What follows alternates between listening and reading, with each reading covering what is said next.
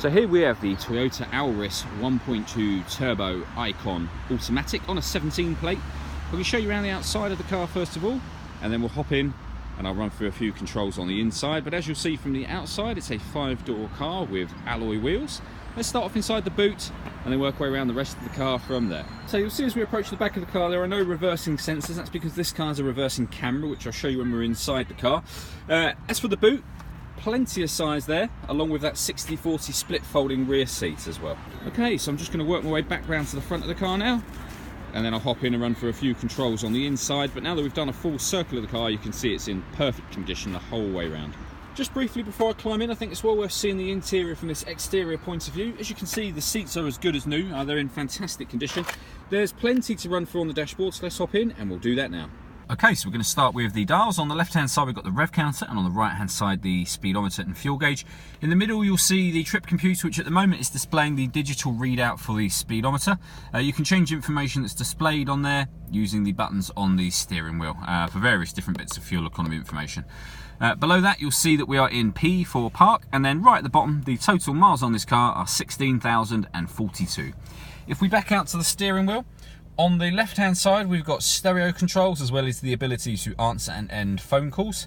We then have voice activation for the phone at the bottom. So if you hit that button, ask it to dial anyone in your contacts list, it will do that for you. Then we have the arrows I was using a moment ago to adjust the information on the trip computer. Just behind the steering wheel, we've got the plus and minus paddles. You see the minus one just there and the plus on the other side. That is so that you can change gear manually in a kind of a semi-automatic mode, which I'll show you in a moment on the gearbox. Over in the middle is where we set up our phone. So before we get to that, in terms of music you can listen to, on audio here, you can adjust all your various settings and what have you. There's various ways of listening to music in this car. There's a CD player, which you see at the top here. The car will stream music wirelessly via Bluetooth audio, and then you also have a USB and auxiliary connection as well. And then on top of that, with regards to the radio, you have AM, FM and DAB digital radio. I say this is all touchscreen, and you can go through to various different menus from there, or you can hit the main menu. So you could hit media, for example, and then do it that way. You've got at the bottom here the car and setup options and the volume for the stereo.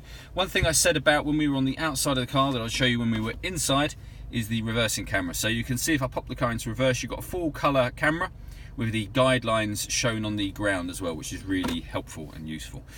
Beneath that, we've got the climate control. So air conditioning is on when the green light is on there, or off when you turn it off. You can determine whether the air is coming from the outside of the car or being recirculated inside the car.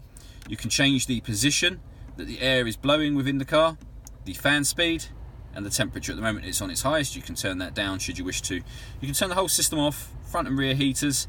And if you hit auto rather than air conditioning, the car will maintain that temperature for you by taking charge of the fan speed itself. So override it, just hit the fan speed button and it will turn that system off. Beneath that, we have a little cubby hole that opens. There's a 12-volt charging socket in there, and on the other side the auxiliary and USB connections. You then have the fully automatic gearbox. Now down at the bottom section of the gearbox here, when the gear lever is on the left hand side, we're in drive. If I shift it to there, we're in a kind of a manual mode where you can go up a gear or down a gear, or use those paddles that I mentioned a minute ago. And then finally, we've got a couple of buttons here. So starting from this side, this car's got stop and start. That means the car will cut out in traffic when you're stationary with your foot on the brake to save you fuel. You can turn that system off or back on again should you wish to. That turns off traction control, and that'll put the gearbox into sport mode. So all that leaves me to say is thank you for taking the time to watch this video. If you'd like to come and see the car in person and have a test drive, feel free to call any of our MJA sites. We'd love to hear from you soon.